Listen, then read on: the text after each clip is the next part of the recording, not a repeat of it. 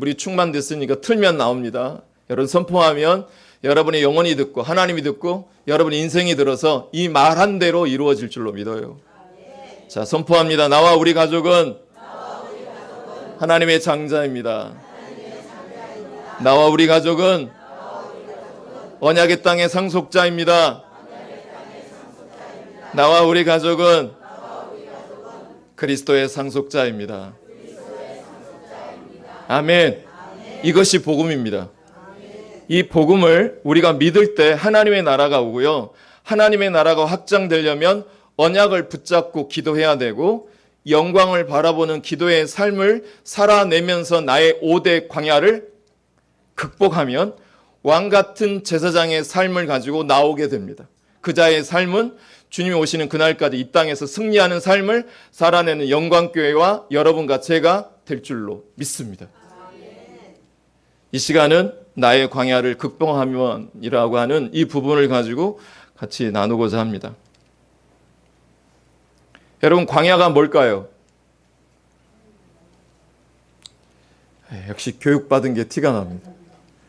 여러분, 광야는 문제 해결하는 곳이 아니라 문제를 해결하는 곳이 아니라 하나님을 만나는 곳입니다.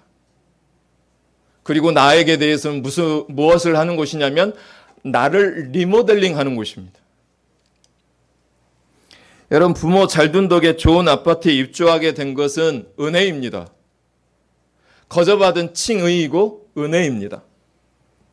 그런데 가족들과 함께 현실적으로 살려고 보니 동선이 사뭇 복잡해집니다. 그래서 어느 어른이 저에게 말해주신 내용입니다. 그래서 그거를 가지고 결혼을 준비하고 있는 청년들에게 꼭 이야기합니다. 그 어르신이 저에게 무슨 말을 해줬냐면 이 말을 청년들에 똑같이 하는 그 내용이 무엇이냐면 편하게 살 거면 혼자 살아라. 그러나 행복하게 살려면은 결혼해야 합니다라고 합니다. 백화자 집사님 표현을 하면 지지고 볶아야 된대요. 그래야지 새끼가 나온대요. 그 말이 저에게는 꼭 뭘로 들렸냐면 목사님 늙어 보셨습니까? 나는 젊어 봤습니다. 자기 앞에서 결혼 이야기를 하지 말라 이 말이에요. 저는 이제 청년들한테 꼭 그 이야기를 해요. 편하게 살 거면 혼자 살아라. 그래 행복하게 살려면 결혼을 해야 한다라고 말합니다. 그런데 이 행복하게 살기 위해서는 반드시 뭘 치러야 되냐면 지지고 볶는 대가를 반드시 치러야 됩니다. 그리고 굉장한 수고를 많이 해야만 행복에 이르게 될 수 있습니다. 왜냐하면 자기가 하고 싶은 것을 원래 풀 파워로 했는데 결혼하는 순간 자기가 하고 싶은 것을 반으로 줄여야 합니다. 그리고 상대방이 원하는 것을 훨씬 더 많이 뭐 해줘야 됩니까? 들어줘야 합니다. 그리고 여기다가 아이까지 태어나 보세요. 아이가 태어나면 거기서 또 반으로 더 줄여야 합니다. 기존에 있던 도배, 장판, 기구들 다 버려야 리모델링이 비로소 완전하게 모습을 갖출 수 있습니다. 그런데 여전히 자기 신념, 자기 고정관념을 자꾸 안 버려요. 이처럼 하나님과 예수님과 내가 구원받은 이후에 살고자 마음에 결정하셨다면, 세례 받았다고 한다면 자신의 편안함, 자신의 안락을 부인하고 버려야 합니다. 기존에 있던 장판, 도배, 모든 기구들을 버려야 리모델링이 비로소 완전하게 깔끔한 모습을 갖출 수가 있어요. 그런데 요즘 현대 교인들을 어느 신학자가 이렇게 표현하더라고요. 자기 신념, 자기 고정관념을 안 버리고 그 위에다가 새 언약을 깔아버렸대요. 거기다가 예수를 깔아버렸대요. 그러니까 어떻게 돼요? 이상한 리모델링이 되는 거예요. 돈도 헛수고고 수고도 다 헛수고가 되는 거죠. 그 와중에 성령님까지 모셔보세요. 하나님 성자 예수 그리스도까지 모시는데 성령님까지 모시면 이상한 나라 앨리스가 되는 것입니다. 오늘 본문에 하나님께서 이스라엘 백성들을 몇 년 동안 광야의 길을 걷게 하신 것을 기억하라? 몇 년 동안? 40년 동안 광야의 길을 걷게 하신 것을 기억하라고 하시면서 광야를 걷게 하신 목적이 나옵니다. 그 목적은 아주 분명합니다. 바로 그들을 뭐 하시며? 낮추시며 너를 모아사. 바로 그들을 낮추시기 위함이십니다. 자기 부인하는 거예요. 자기가 가졌던 옛 자아, 자기 신념, 고정관념, 그걸 안 버리고 있어요. 그들이 지금 현재. 하나님께 거듭남 은혜를 받았는데도 불구하고 유월절 어린 양의 피로 십자가의 은혜로 사랑의 확증을 받았는데도 불구하고 자기를 부인하지 않아요. 자기 신념을 버리질 않아요.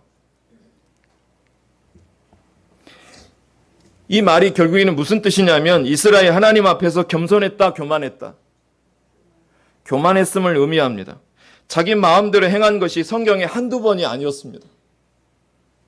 거의 100%였습니다. 결국 그로 인하여 이스라엘은 1년 내지 2년 만에 들어갈 수 있었던 가나안 땅을 무려 몇 년이나 걸려서 40년이나 걸려서 들어가게 되는 어처구니 없는 결과를 스스로 자초하게 됩니다. 이상한 리모델링이 된 거예요. 다시 본문으로 돌아가서 우리 같이 한번 읽어보기 전에 이 질문을 한번 생각해 보셨으면 좋겠어요.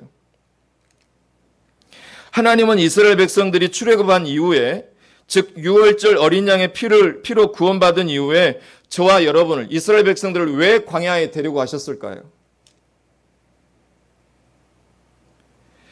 여러분 광야의 의미는 광야에 외치는 자의 소리를 듣는 것입니다. 한번 따라서 해볼까요? 광야의 의미는 광야에 외치는 자의 소리를 듣는 것. 자, 이 말씀을 읽어보세요. 시작. 선지자 이사야의 책에 쓴 바 광야에서 외치는 자의 소리가 있어 이르되 너희는 주의 길을 준비하라. 그의 오실 길을 곧게 하라. 아멘. 여기서 보시면 하나님의 말씀은 어디에서 들려지시나요? 하나님의 음성은 광야에서 들려진다고 나와 있습니다. 일단 하나님의 말씀이 여러분 듣고 싶다면 광야처럼 심령이 가난한 마음의 상태가 됐을 때만이 말씀이 말씀으로 들려집니다. 일단 하나님은 우리의 마음을 무슨 상태로 만드냐면 심령이 가난한 상태로 만들어요. 근데 그 마음은 무엇을 통해서 만들어지냐면 환경을 배열하셔서 가난한 마음을 갖게 하십니다.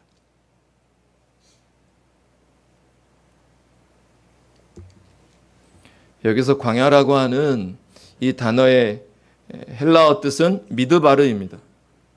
이 미드바르가 드바르가 뭘 말하냐면 드바르는 말씀을 뜻합니다.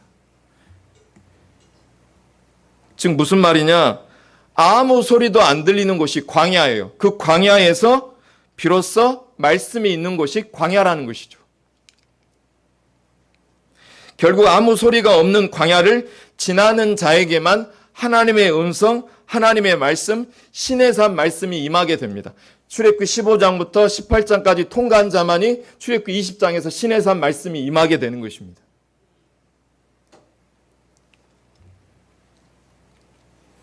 그래서 광야는 하나님의 임재가 있는 곳이고 하나님의 말씀이 임하는 곳이고 세 번째는 문제보다 크신 하나님을 만나는 곳이 비로소 광야라는 것을 깨닫게 하기 위함으로 광야로 우리를 인도하십니다. 광야에서의 주제는 주의 길을 준비하고 그의 길을 곧게 하는 것이라고 말합니다. 그러나 이 시간은 그걸 다루기 전에 그 전에 이 시간 내 마음 밥부터 갈자.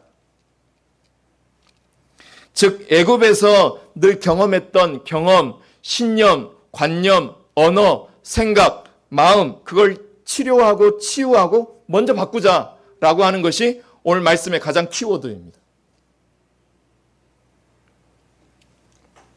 자, 이 말씀 같이 한번 읽어볼게요.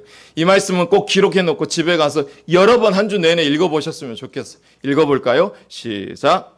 선지자의 쓴 바 광야에서 외치는 자의 소리가 있어 이르되 너희는 주의 길을 준비하라. 그의 오실 길을 곧게 하라. 모든 골짜기가 메워지고 모든 산과 작은 산이 낮아지고 굽은 곳이 곧아지고 험한 길이 평탄하여질 것이요 모든 육체가 하나님의 구원하심을 보리라 함과 같으니라. 아멘. 여러분의 모든 육체의 일들이 구원받기를 소망합니다. 그러려면 앞서 나와 있는 밑줄 그어진 부분을 아주 유심히 보셔야 됩니다.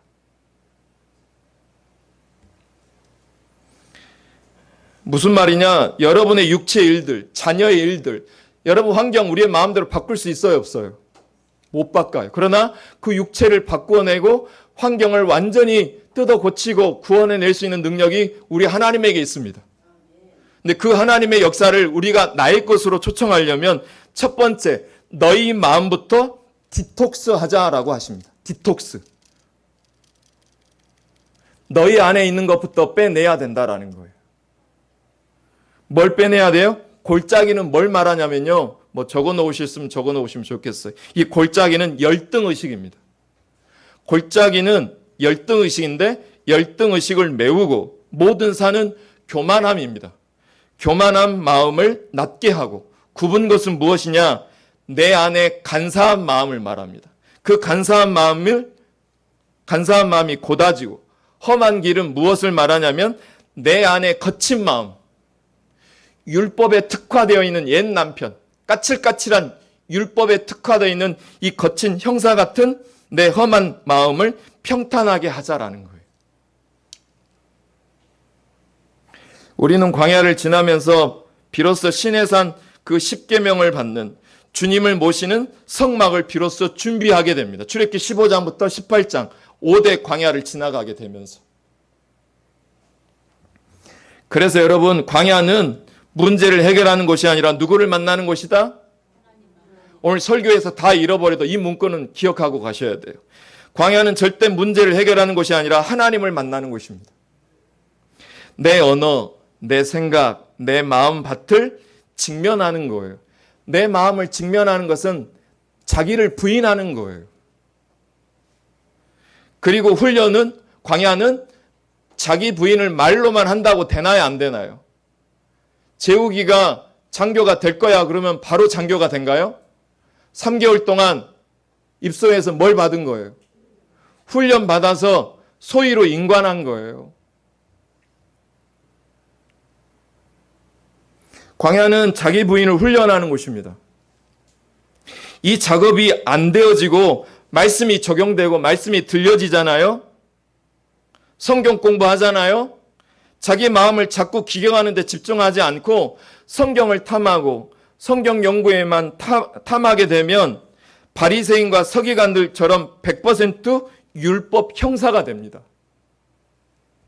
그 아는 성경을 가지고 끊임없이 사과를 요구하고 다닙니다. 사랑은 어떤 조건을 내놓지를 않습니다.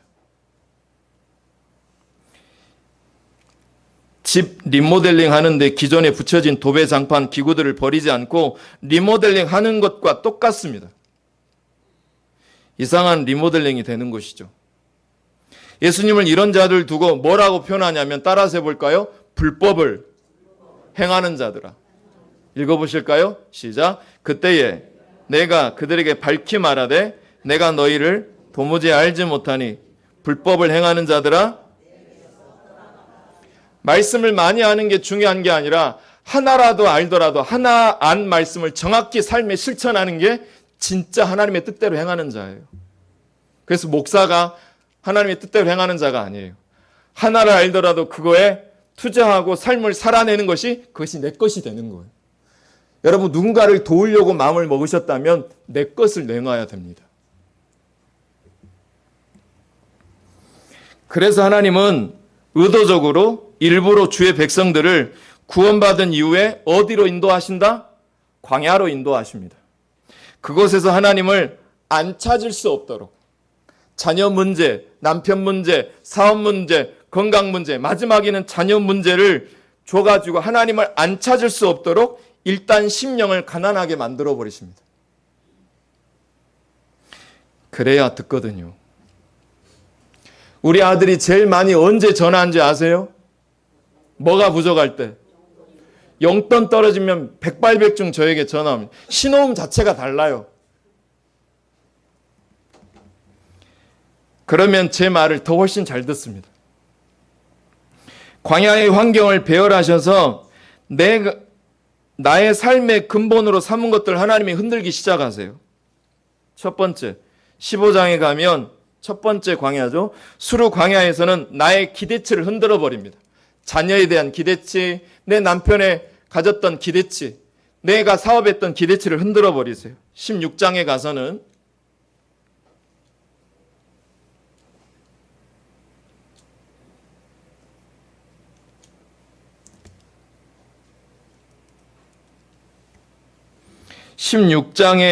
신광야에서는 양식 문제, 내 경제 문제를 하나님이 흔드십니다. 17장 전반절에 보시면 르비딤 광야에서는 인생의 공허함을 경험하게 됩니다. 3남매 다 키웠는데 이제 허무하게 느껴지는 것이죠. 소파에 앉았는데 남편은 나가 있고 엄마가 인생의 공허함이 찾아와요. 17장 후반절에 가면 아말렉 전투에서는 사람 원수, 평생 원수를 붙여주십니다. 18장에 가서는 신의 광야에 가서는 나의 지도자, 모세, 교회 안에 최고 지도자, 그 리더자의 지도력 한계를 경험하게 하십니다. 여러분, 지금 내가 서 있는 광야에서 하나님의 영광을 찾아가시기를 축복해요. 문제를 해결하려고 하지 말고 이 사건을 통하여 하나님을 찾아가시기를 축복해요. 그 환경 안에 주님의 길, 진리, 생명이 있습니다. 자, 요한복음 14장 1절. 예수께서 이르시되 내가 곧 무엇이요? 그 다음에 무엇이요? 무엇이니? 나로 말미암지 않고는 아버지께로 올 자가 있다 없다. 육체의 모든 구원의 문제는 하나님께 있습니다. 하나님은 그의 백성들이 광야를 극복해서 약속의 땅인 가나안에 들어가기를 갈망하십니다. 광야는 자기중심 구도를 내려놓고 하나님께 초점을 맞추며 하나님에게 주도권을 이양하는 훈련장입니다. 3개월 동안 훈련 받는데 얼마나 조교가 훈련소 입소한 병들에게 이해되지 못한 많은 요구를 했겠어요. 그러나 이해가 되지 않더라도 따라가는 거예요. 컨커런스 한 거예요. 그러다 보니까 제욱이 몸에 근육이 붙어 있는 걸 발견하게 됩니다. 신앙은 이해로 가는 것이 아니라 하나님의 말씀을 따라가는 것을 훈련받는 것이 광야의 길인 것을 기억하시기 축복해요. 안 되면 전 보러 가시는 권사님도 제가 봤어요. 안 되면 신년 초에 장로님, 우리 역대 대통령들 중에도 장로님이 계셨는데 점치러 가요. 토정비결 보러 가요. 그리고 그 다음 주에는 주일날 예배 드리러 가요.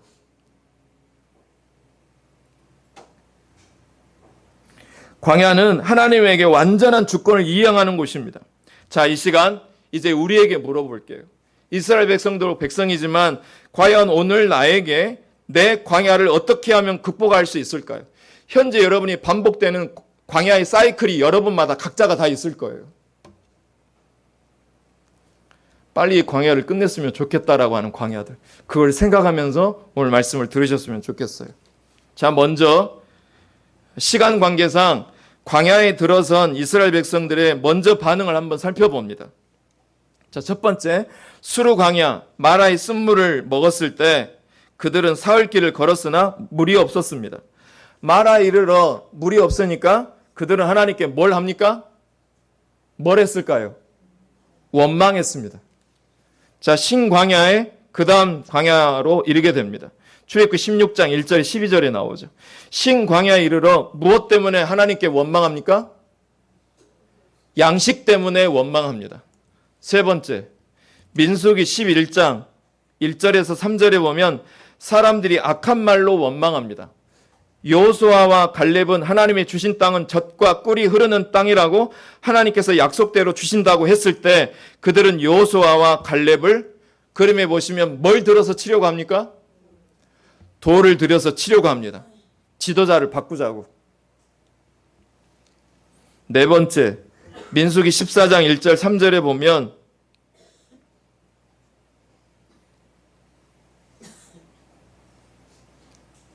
마음이 상하고 이곳에서 먹을 것이 없고 물도 없다고 원망하고 불평하였습니다. 자, 그렇다면 성경에서 그들의 원망과 불평의 결과를 무엇이라고 기록하는지 자, 살펴보겠습니다. 자, 읽어보겠습니다. 시작. 내가 어느 때까지 참으라.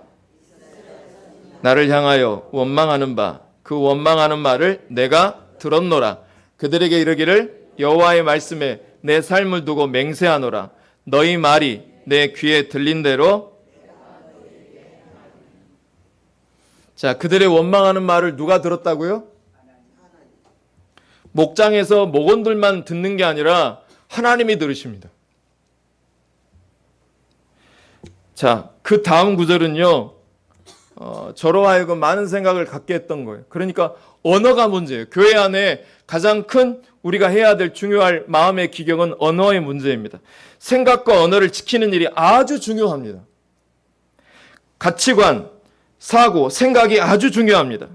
자, 하나님의 눈으로 볼 것인가, 나의 눈으로 볼 것인가, 이것이 언어로 표현됩니다.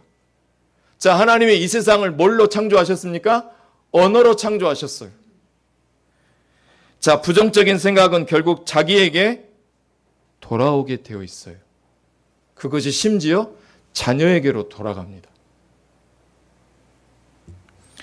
광야에서 이쯤이야 라고 하는 그 언어가 바뀌지 않으면 절대 그분에게는 축복이 오지 않습니다. 자, 원망에 대한 하나님의 반응을 제가 모세 오경을 가지고 정리해 보니까 첫 번째, 원망하는 사람들에 대하여 귀에 들린 대로 내가 행하겠다고 하시고요. 두 번째는 그들이 죄악을 감당해야 할 기간은 40일의 하루를 1년으로 쳐서 40년간 너희의 죄값을 담당할 것이라고 하십니다. 전 이 구절이 여기에 있을 거라고 생각도 못했는데 이 구절이 있는 걸 이번에 새삼 다시 알게 됐어요. 읽어보실까요? 40년 계수된 게 이 구절 때문에 있게 된 거예요. 읽어보실까요? 시작. 너희는 그 땅 정탐한 날 수인 40일의 하루를 1년으로 쳐서 그 40년간 너희의 죄악을 담당할지니 너희는 그제서야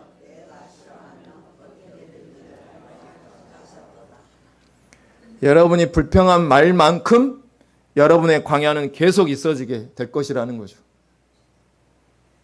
40년 동안 광야의 길을 걷게 하신 것은 40일 내내 불평의 소리를 냈던 그 일을 계수하셔서 40년을 계수하신 거예요. 그 기간은 40년의 기간은 하나님께 잘못한 것을 돌아보며 회개하고 내 마음밭을 정결해지는 기간으로 삼으신 거예요. 자, 부정적인 보고를 한 10명의 정탐꾼과 약속을 선포한 여호수아 갈렙은 후에 어떻게 되었습니까? 딱 두 사람만 갔습니다.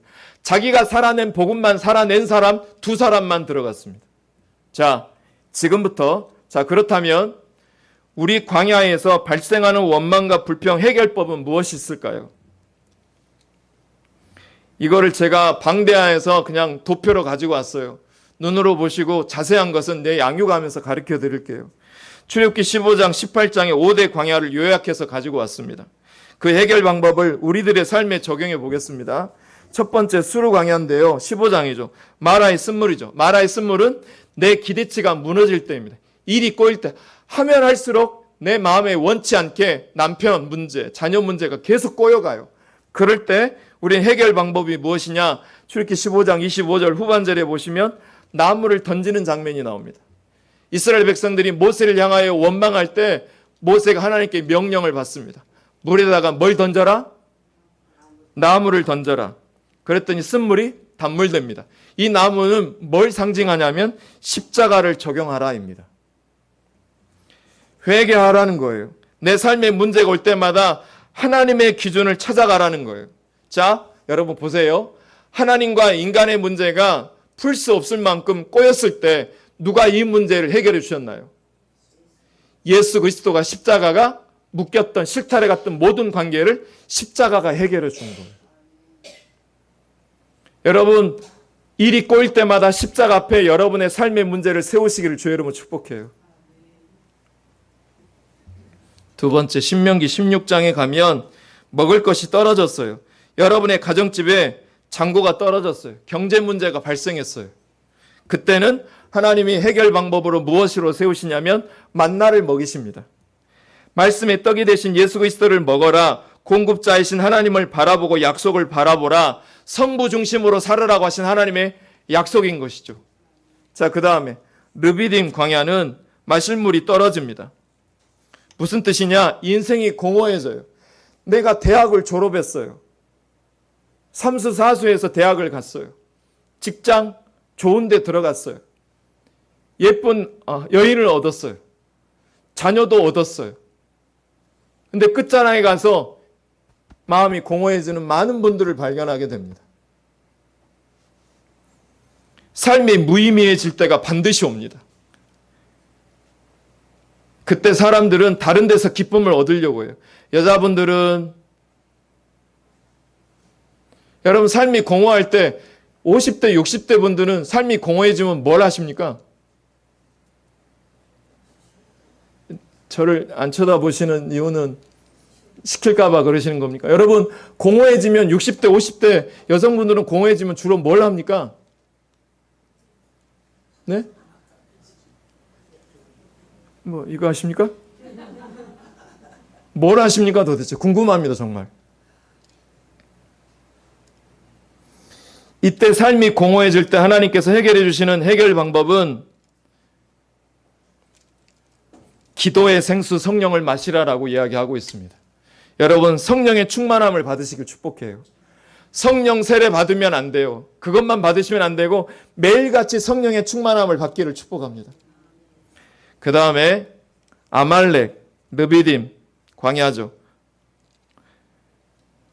모세와 아론과 훌에게 원수가 생깁니다. 모세에게 원수가 생기죠. 사람 원수가 붙여지게 됩니다. 그때 싸움을 주먹으로 하면 안 되고요. 싸움의 승패는 기도에 달려있다고 해결 방법으로 주시고 계십니다. 그때는 아론과 훌 같은 중보 기도자를 반드시 찾아서 기도의 동역자를 찾아라. 이게 사람 중심의 구속사이죠. 마지막 신의 광야입니다. 모세 리더십에 한계가 발생했습니다. 전 모세에게 리더십이 바닥날 거라고 생각이 되어져 본 적이 없습니다. 근데 모세에게도 리더십의 한계가 발생했습니다. 그러자 사람들이 득달같이 달라들어서 지도자에게 실망하고 험담하기 시작합니다. 그때 세운 해결 방법은 무엇이냐면 천부장, 백부장, 50부장을 세워라. 교회 드림팀, 협력팀을 만들어서 함께 하나님의 나라를 건설해라. 교회 중심으로 이겨내라고 구속사를 이야기하고 있습니다.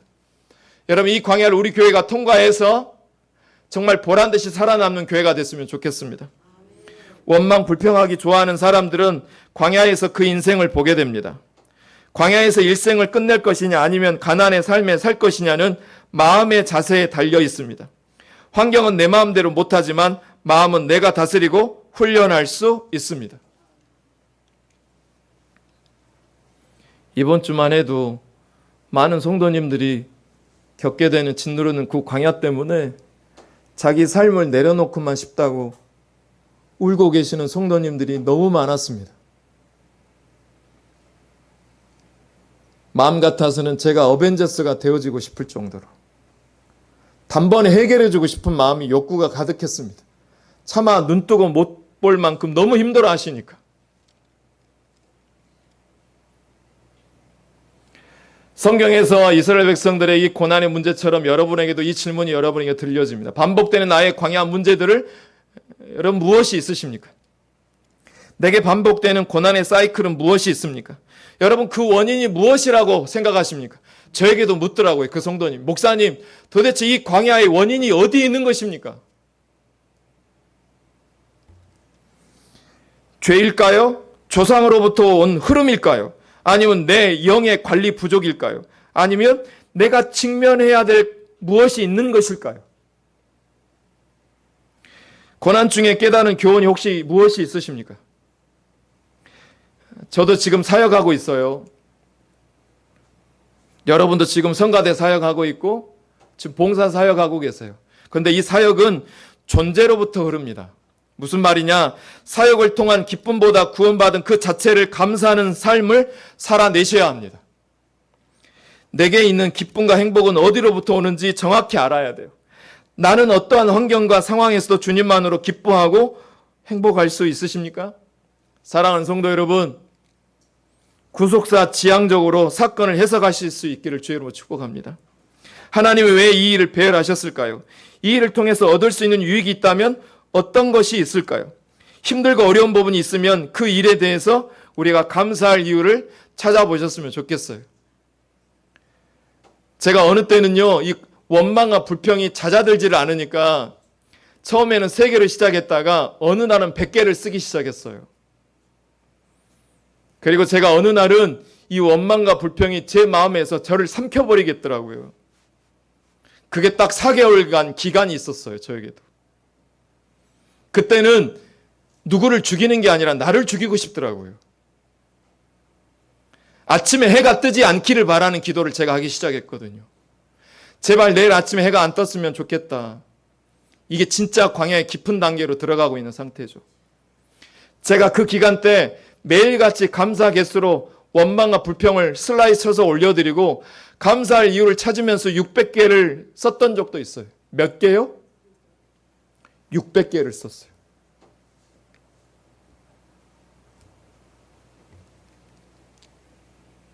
습관적으로 불평하는 사람은 계속 광야에서 벗어날 수 없습니다.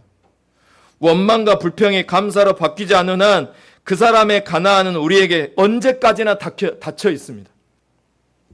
원망과 불평이 감사로 바뀌지 않는 그 가나안, 여러분 이 시간 열어놓기를 주의 이름으로 축복합니다. 원망이 습관이 되면 우리는 광야로 다시 되돌아가게 되어 있습니다. 광야의 훈련은 환경이나 상황, 사람보다 하나님만을 바라보게 하는 훈련입니다. 저는 그래서 제 삶의 모든 흐름들을 기록합니다. 아침에 새벽 기도하고 설교 마치고 나면 이 자리에서 1시간 반 동안 내 의식의 흐름을 성막 기도로 1시간 반 동안 기록합니다. 근데 그게 일주일 뒤에 보잖아요. 나를 객관화할 수 있습니다. 내가 이렇게 잔인한 마음을 갖고 있구나. 내가 이렇게 무서운 사람이구나. 이게 쓰지 않으면 객관화가 안 돼요.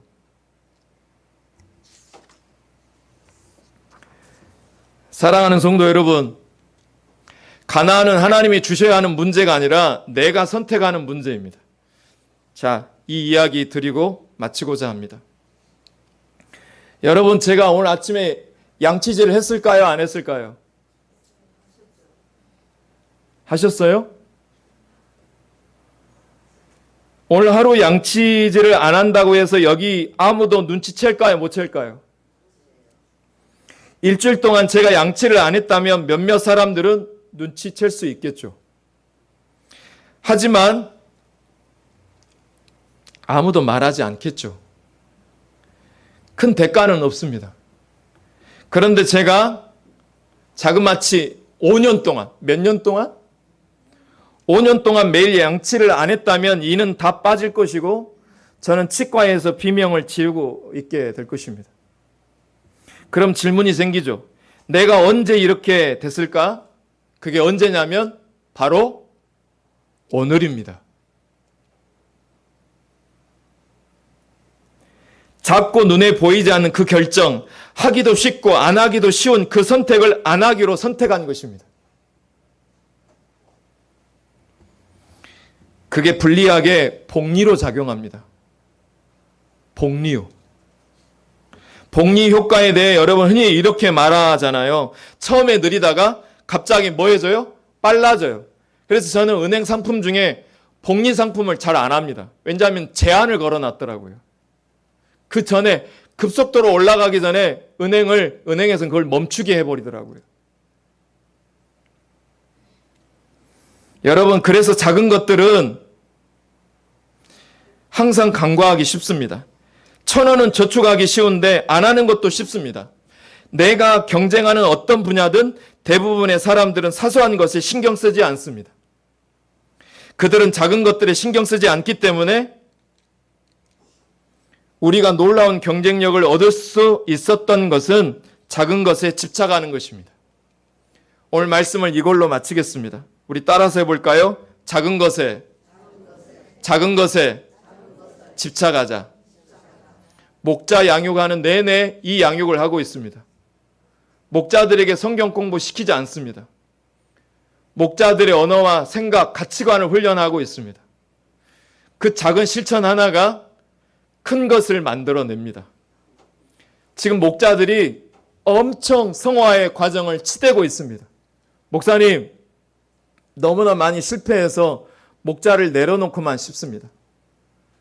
근데 여러분 그거 아세요? 사도 바울도 내 마음의 원은 선을 행하려고 하지만 자꾸 도리어 뭘 행하는도다? 악을 행하는도다. 이 사망의 법에서 누가 나를 건져낼 수 있을까? 자기 자신에게 실망합니다. 근데 여러분, 이 성화의 과정에 있는 성도의 이런 과정은 아주 당연합니다. 여러분 매일같이 끊임없이 자신의 모순됨을 고뇌하고 고민하셔야 됩니다. 광야로 걷게 하신 이유를 여러분 꼭 기억하셔서 40년 광야의 길을 걷게 하신 걸 기억하시면서 작은 습관, 작은 생각하는 광야의 일들을 잘 감당해내서 신의 산 언약을 받는 저와 여러분 되기를 주의 이름으로 축복합니다. 이 시간 같이 찬양하겠습니다.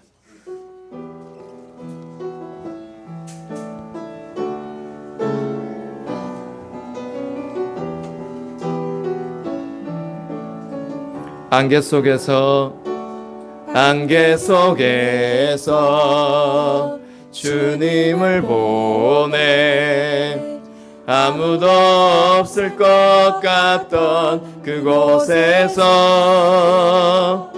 손 내미셔서 나를 붙드네 길 잃고 쓰러져 가던 그곳에서 주 말씀하시네 내 손 잡으라고 내가 곧 길이요 진리 생명이니 나 그 길을 보내 주 예비하신 곳 다른 길로 돌아서지 않으리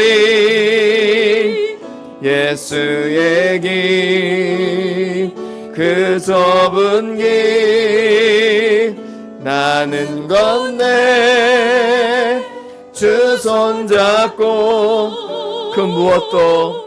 그 무엇도 두렵지 않네 주님 주신 약속 내게 있으니 세상의 길 그 험한 길 승리하네 성령으로 그 무엇도 바라지 않네 저 하늘에 내 소망 예수의 길 그 좁은 길 예수의 길 그 좁은 길 나는 건네 주 손 잡고 그 무엇도 두렵지 않네 주님 주신 약속 내게 있으니 세상의 길 그 험한 길 나는 건네 내 성령으로 그 무엇도 바라지 않네 저 하늘에 내 소망이 있으니 제가 기도할게 가슴에 손 얹어주세요.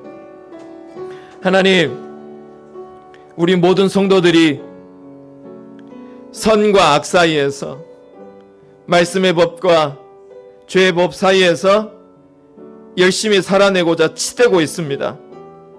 그 과정에서 우린 늘 죄성과 싸웁니다. 넘어집니다. 실패합니다. 자빠집니다. 바울도 넘어졌습니다.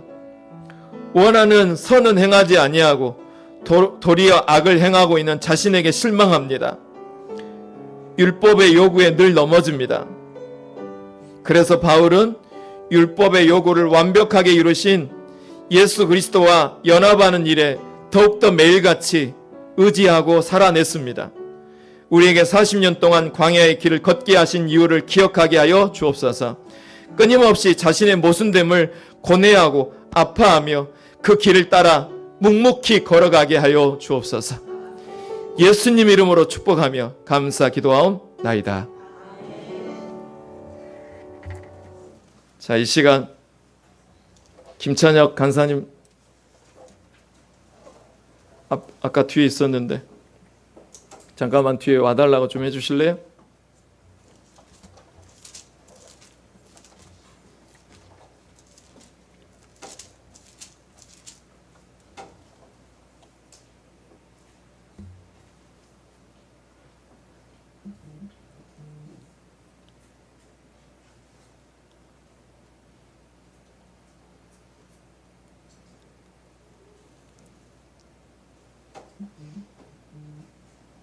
자, 우리 먼저 620장 같이 일어나서 찬양하겠습니다. 다 같이 일어나세요. 우리 옆에 분과 손잡고 하겠습니다. 이에 모인 우리 사랑 없는 주의 자녀라. 주께서 뜻하신 바 우리 통해 펼치신다. 고통과 슬픔 중에 주님 의지하오니 어려움 이겨내고 주님 더욱 찬양하라. 이 믿음 주가 지켜주신다. 어두운 밤에도 주의 밝은 빛 인도하여